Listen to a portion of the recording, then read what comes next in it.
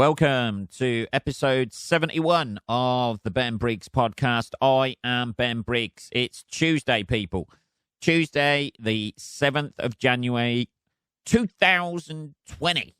Only it's not. It's Wednesday, people. It's Wednesday, the 8th of January, right now. I'm recording this. It is 20 past 9 at night. I know. I've done it again, people. I lied to you last time, didn't I? I've done it. I'm going to try and be better. I know. I'm going to try and be a better person. That's my resolution that I've horrendously broke within the last week, since the start of the new year, to get this out on time. It's just life's got away from me, man.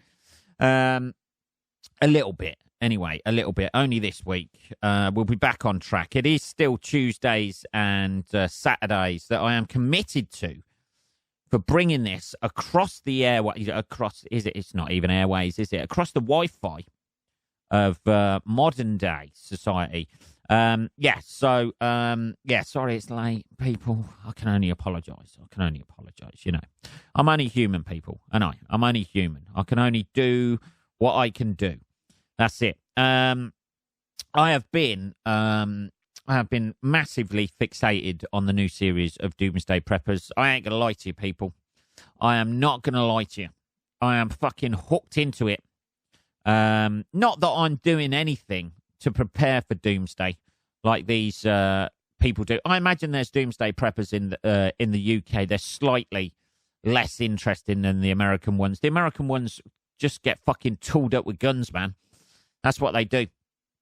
It seems a massive amount of money people in the States are spending on the Doomsday prophecy coming true. Whichever prophecy they may have, by the way, because they've all got different fucking shit they're scared of out there. You know who you are, American listeners. I don't know. I'm not sure that's true. If you are a Doomsday prepper listening to this in the States, contact me immediately in your best...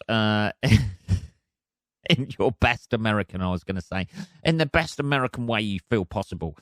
You can email me, because I am fascinated, people. I am fascinated by these people who are constantly spending millions of dollars, by the way, on, and the whole premise of the program, if you've never seen it, the whole premise of the program, they've got something they're scared of, and it's something different for everybody. It's either a fucking volcano, a tsunami, that's happening 3,500 miles away, that's going to hit a wave of 80 feet in the middle of fucking America. But this woman was fucking obsessed that this was going to happen.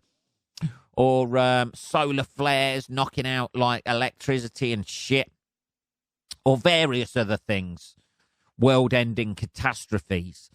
Where these people are preparing themselves for this day in various ways. Either storing food, storing water. One geezer built, and then at the end of it, right? At the end of it, they give them like a ranking out of 100, and a time scale for how long they're gonna live, like after Doomsday happens. And I ain't gonna be funny with you, people. Not a lot are gonna live more than about 16 months. After the rest of us fucking die. I don't see that. One geezer, as I was about to say before I rudely cut myself off there, one geezer spent millions. He had an underground bunker built. He had it buried in his land. He's got an escape hatch, like the way he has to dig his way out. It's like fucking some sort of corrugated tube with like bunk beds in there and that. He's got food under the floor, stored water. I think he got in the 80s out of 100. Most people would get about 40, 50 because they forget something. He got about like in the 80s with this score, and it gave him 16 months to live. What's the fucking point? 16 months to live after you've everybody else is dead. So you got 16 months of walking around the planet, not queuing for anything, even though nothing's open. I don't know. I don't know whether it's worth the money, to be honest, or whether it's just accept your fate. You know, like I was saying this the other night. I was looking around the cupboards in my flat to see how I'd get on, how my Doomsday prepping is going. I've got some green tea that I bought ages ago that is probably off by now because somebody said detoxing is great and green tea is good for that. I've got half a tub of drinking chocolate that is rock solid now. I've got some Tabasco sauce because I went through a stage of having wraps and I thought it might spice up the wraps a bit and it spiced it up too much. So that's got like fucking, like where it's congealed Tabasco sauce around the top. Gets that horrible fucking shit around the top of it. So I've got a bit of that and some pasta, half a packet of pasta that's been in there years, that is no doubt past its sell-by date, but that'll keep me going. I'm going to make it through till possibly lunchtime on Doomsday. That's it. And I'm still going to be hungry after that lot. I'm still... Doomsday is going to happen in the unlikely event I survive it. Because I'm living in a ground floor flat. Hopefully, like the top floor, the people living in the top floor, they're going to take the brunt of it. And somehow the roof collapses, but collapses exactly onto my flat underneath. And just stays there. And somehow I survive it. I'm going to last until about lunchtime before I start feeling a little bit peckish. I said the other night, I'm not prepared for the end of the week, let alone the end of the world. I don't know, people. But these people, it just seems like a waste of money. If you're going to live 16 months longer than anybody else, and then you've got to come out your little bunker and venture out into a nuclear wasteland looking for a fucking Snickers bar to chew down on, I don't know, man. I think I'd rather go straight away, to be honest. I'd rather go, have it done. I will be running towards the blast zone of a nuclear disaster. That's my best bet. That's what it would come up if I was judged out of like 100 on there. It would come up with minus numbers and say drive as fast as you can towards the blast and just end the inevitable suffering that will happen for you. I don't know, man, but I'm fascinated by it. I'm absolutely fascinated by it. I fucking love the program. Just how mental people are. There was some family who own some sort of Wild Bill Hickok place. You know, these, I think it was called Deadwood. It's like a theme park. Like, it's not even a theme park. It's like a place where you go, like, over in the States, where you want to have that authentic Western experience. Or as authentic, you know, you're not going to get shot in a saloon or anything like that, or pick up scurvy or rickets, or possibly the pox. I don't know. There's no like, you know, hotel of hookers working there. That's a very American phrase, isn't it? Hookers, prostitutes working there. You know, it's just a family who do sort of like make-believe shootouts, and they've got like a hotel, a bar that they've made, and a little old train that goes round. But yeah, they had all these things. They had shitloads of guns, obviously. Shitloads of ammunition, but it just seemed like when I think they got a really bad low result because basically the place they were in wasn't very secure, and they had fuck all food to eat. So they could probably do their reenactments for about 6 months longer. That's about it. What's the point of that? I don't know. Bring it on. That's what I say. It's almost like these people are willing the end of the world to happen. They want it to happen, the end of the world, because it'll give them something. I don't know. It'll give them something in their lives where they can have that heroic thing where they're fighting against the odds, because there's damn little excitement in life these days. There's no real adventure. That is the last adventure out there. The Doomsday happening, and you're living in a fucking Mad Max wasteland. And I'm sitting here lighting me flat, just waiting, you know, just waiting for my neighbours to kick in the door so they can get hold of my drinking chocolate. That's the only thing about this country, right? We've got no fucking weapons over here whatsoever. So you can't defend yourself anyway. You've got a knife. which is like hand-to-hand combat. That's going to be 50-50 at best. You got no weapons, no long-range weapons. I suppose you could get like a crossbow. They sell crossbows over here. You can get one of those, can't you? They'll start getting suspicious if you start stocking up on bolts, though, won't they? You turn into fucking Robin Hood opening your front door. Let's have a little bit of tea. Hang on. I still haven't got any soya milk yet. I know. It's been a very difficult week. Very difficult week. But yeah. So we've got nothing to protect ourselves over here. So I've got to, like, fashion some sort of implements out of a fucking sharpen the end of a mop or something just to keep people at bay. Keep them away from my fucking half a packet of pasta and Tabasco sauce. Which will be, if somebody was actually stockpiling toilet paper to use to barter with people because they thought that that would be a luxury item.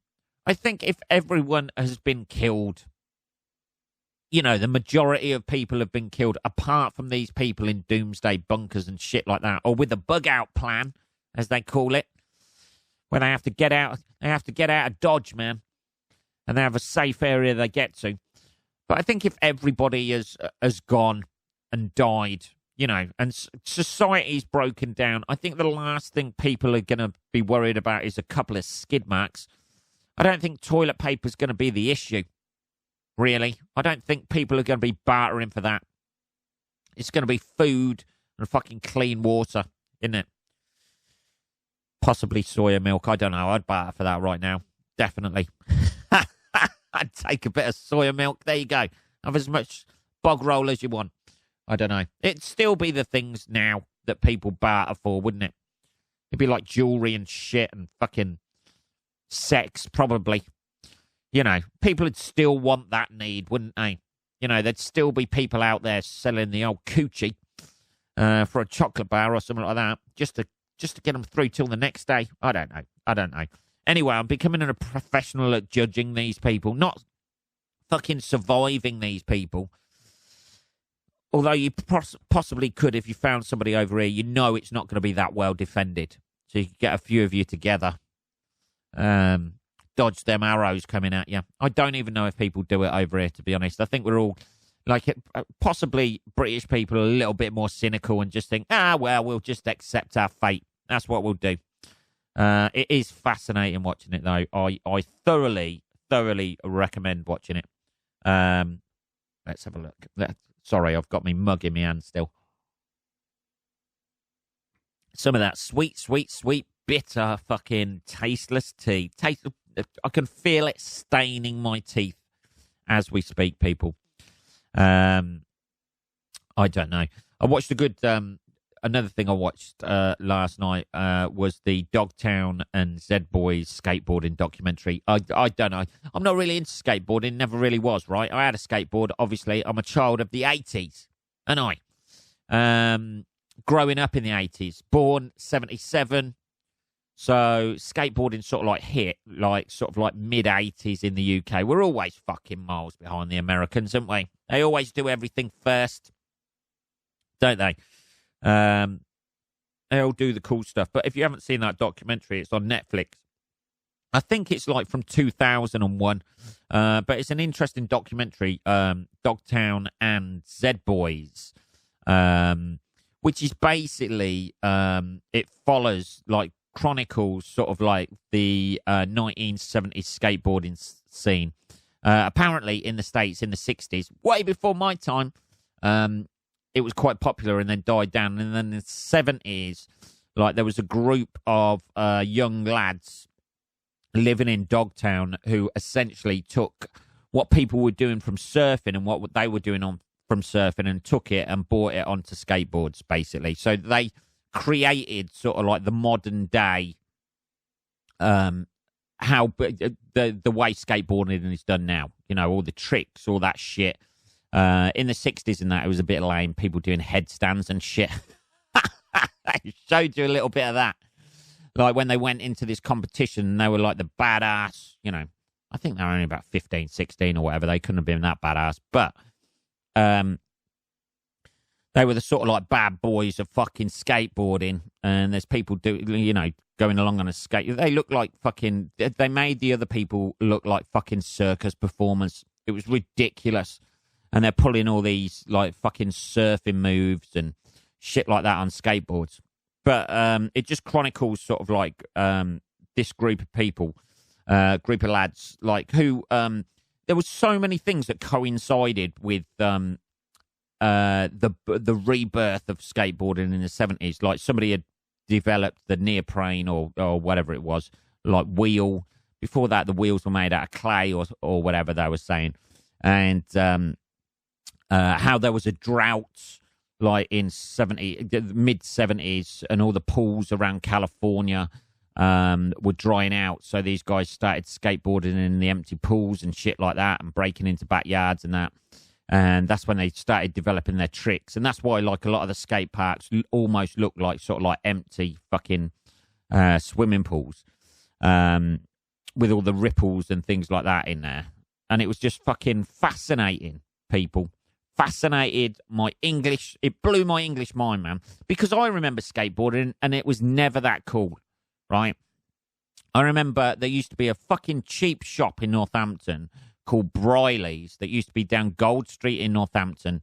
Now, if you're not aware of Northampton, this place was a precursor, a predecessor, an ancient sort of like part of the DNA of Poundland, essentially. This was what Briley's was, and they used to do these fucking multicoloured plastic skateboards, sort of like a marble effect they had on them. I've seen them online, actually. They still sell them to this day. Bog standard skateboard. You know how like modern day skateboards have got the two flip ups at the end? You know, the two bits that rise at the end so you can do all your ollies and shit like that. Yeah. This only had one at the back and it had a pointed front. It's probably got a name. I don't know. I wasn't that into skateboarding. All I do know is everyone in my street went to Briley's and bought one of these skateboards. They must have been about £1. I don't know. But everybody had one and we all got them. I don't know how those trends, how do those trends start off? You know what I mean? Like you have all these kids' trends or whatever. He says drinking tea. They're starting a trend. You have all these kids' trends and that. Who are the first people to get these? Because back in the day, it wasn't marketing. Like a few people in your street would get something and then everybody had it. Or were into something and then everybody had it. It was like these skateboards, they just suddenly turned up like fucking Rubik's Cubes. All of a sudden, you know, or fucking Rubik's Magics or whatever, or any of those things. Yo-yos. They're due a comeback, aren't they? Yo-yos. They haven't been, you know. You had the old Duncan butterfly yo-yos and shit, and you were doing, you know. Then you had the Coca-Cola ones. Anybody remember that when Coca-Cola did them? Coca-Cola and Fanta and fucking, you had all of those. Diet Coke, Sprite on the side of a fucking yo-yo. Then you had the glow ones. But all of these things, all of a sudden, they go round in cycles, don't they? Like they come back in again. Possibly not, though, now, these days, you know. Because they've been usurped by things like fidget spinners and shit like that, haven't they? But all of a sudden, they'll come out and everybody's got them, haven't they? But who are the first people? You know, you're banking on that. And yeah, they must be the popular kids.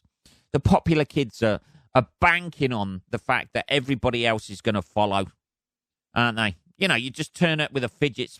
If the first person turned up with a fidget spinner and everybody goes, what a piece of shit that is. What are you wasting your time with that for? Or a yo-yo. What the fuck are you wasting your time with that for, you idiot?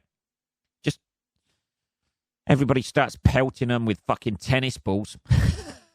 I don't know. But these things take off. Anyway, all I remember about skateboarding is where I used to live when I was a kid. Copperleaf Close in Malton, by the way. I can say that now. No, my parents don't live there anymore. Where it was like on a hill. So it was a close, but it was on a hill. So the top of the close where we lived, it went into a hill and then it banked to the right, which was a road. So you go down the middle of the road on your skateboard, then it banked to the right, And then if you immediately went left, that went down to an even steeper hill down Lowick Court, I think it was. Oh, no, Underbank Lane. That was it. So you start off top of Copperleaf Close. You'd fucking skateboard round the corner. Hope no cars were coming. This was pre people worrying about cars and shit like that. They'd close the roads these days, I imagine. They'd have cones out closing the roads. One parent would be fucking holding up traffic. You know, there'd be people at the bottom with water and a blanket, making sure we didn't have PT fucking SD for the journey that we'd been on. But we'd start at the top of Copperleaf Close, go around the corner, and then go down like the steep hill of Underbank Lane and just hope to heaven that a car wasn't coming in the other way.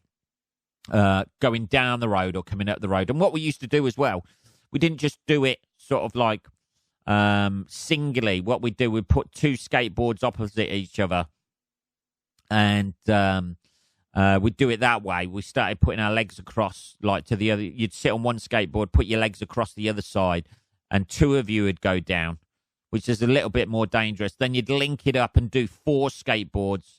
And then somebody would be pushing on another skateboard from the back. So there'd be like 5 of you hurtling down the road with somebody pushing from the back on another skateboard, just trying to go as fast as possible. I remember that. It was fun times, that people.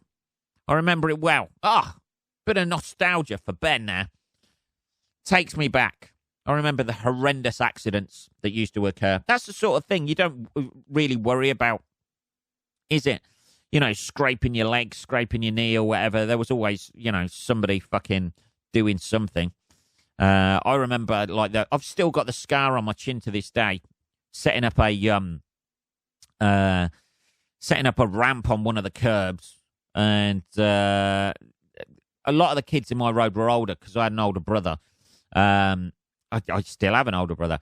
So they'd set up a ramp with the bikes. And their bikes were fine going over it, and mine was obviously a smaller bike because I was like 4 years younger. And I remember going straight up the ramp, not hitting it with enough speed.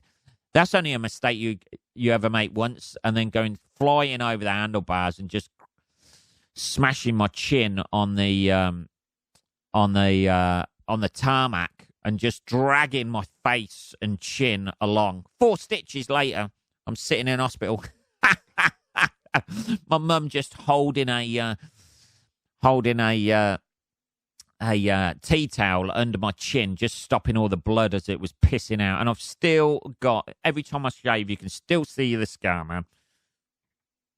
Great times. These kids are missing out these days. Fuck it. It's safer. I don't blame them staying in, playing video games. It's a lot safer. Bit of a nostalgia fest there for the at Briggs Towers, and I'm enjoying it. Let's have a little bit more tea. Hang on, getting a little bit dry. Yeah, so it's well worth watching that documentary. It was really interesting. Just like reflecting back. I mean, we were doing none of the shit that these people were doing on skateboards. Can I add that?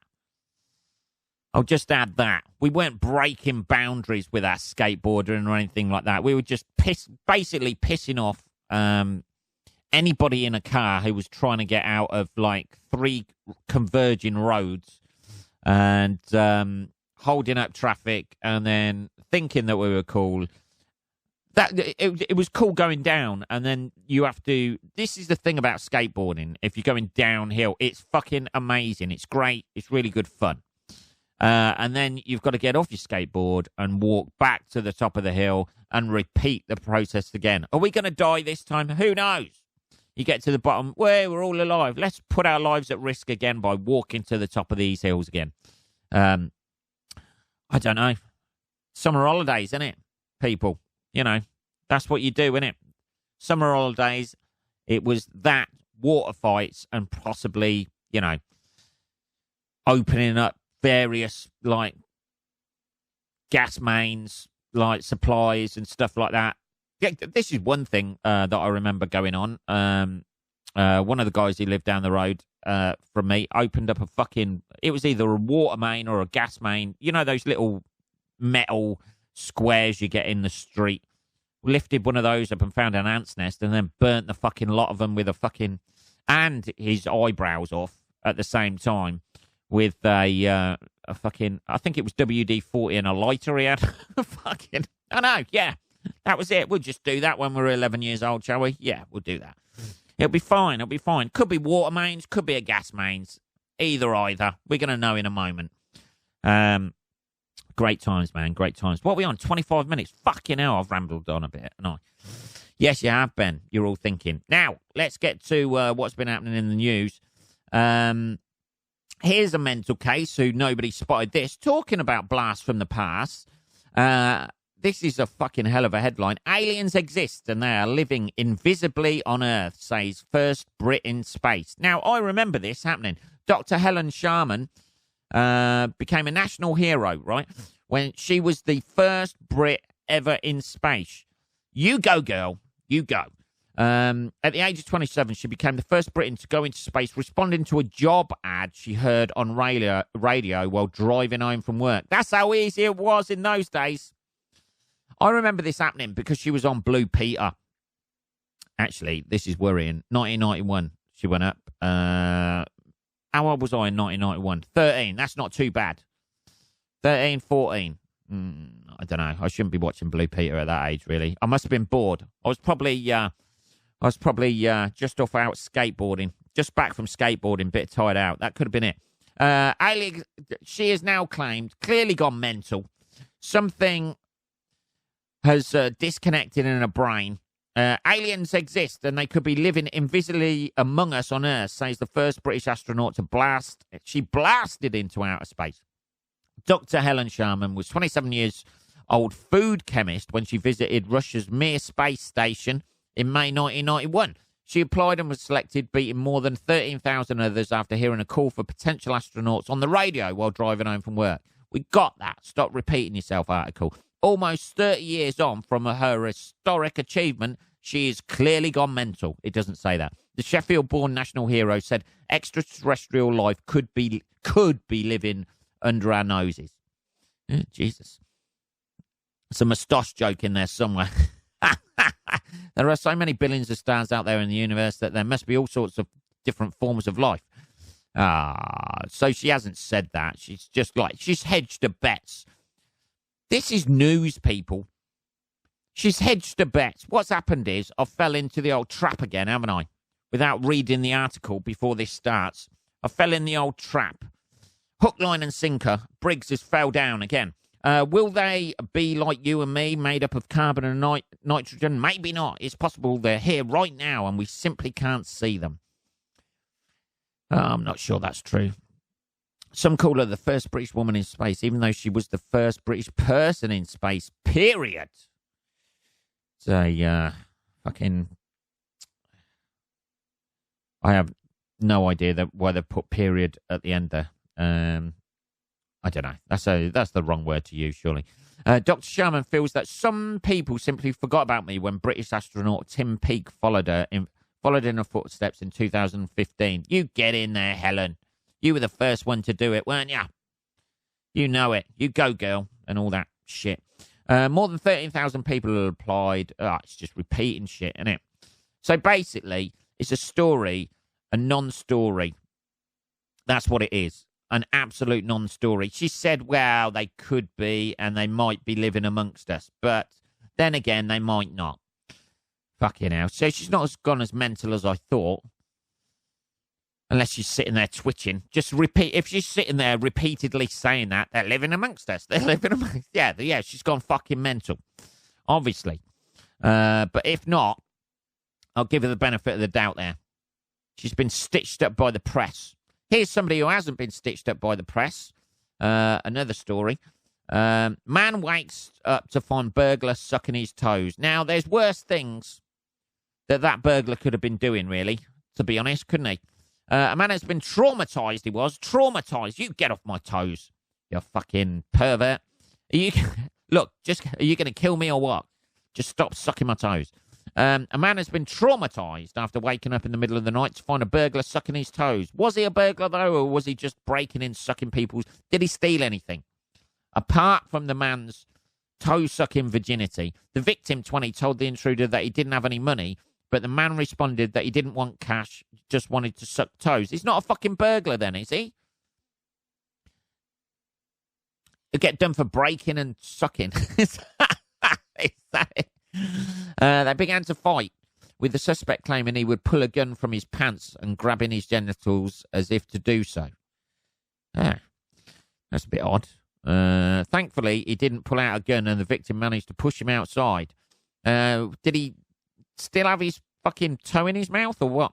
After leaving, the man smashed the victim's car windscreen and then... Well, if you're not going to let me suck your toe, take that.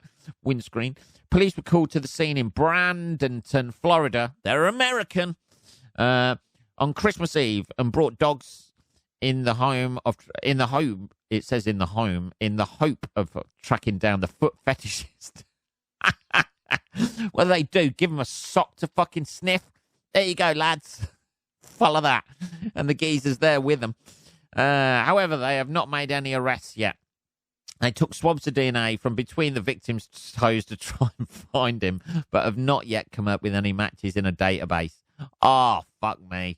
Imagine that, waking up to find somebody suck. There's worse scenarios, isn't there? There's a lot. That could have been a lot worse. If that guy didn't have a foot fetish, I don't know, an ass sniffing fetish or something like that, or you wake up and somebody's sucking the old chap, or just smashing a fucking axe into your ankles, just chopping your feet off. That would have been a lot worse.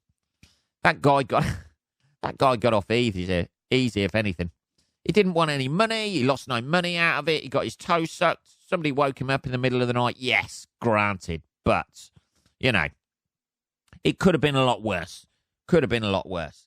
What are we on? Oh, man, we have smashed through this podcast today. And I haven't done the adverts either. I'll have to save them till next time, people. That was episode 71 of the Ben Briggs podcast. If you want to send me anything, I don't know, a message or, I don't know, a question or anything like that, it is just podcast@benbriggs.co.uk. If you want to like, share, subscribe to this, that would be good as well. I will be back on Saturday, people. Oh, yeah. Enjoy the rest of your week, motherfuckers. I'll speak to you then. Take care.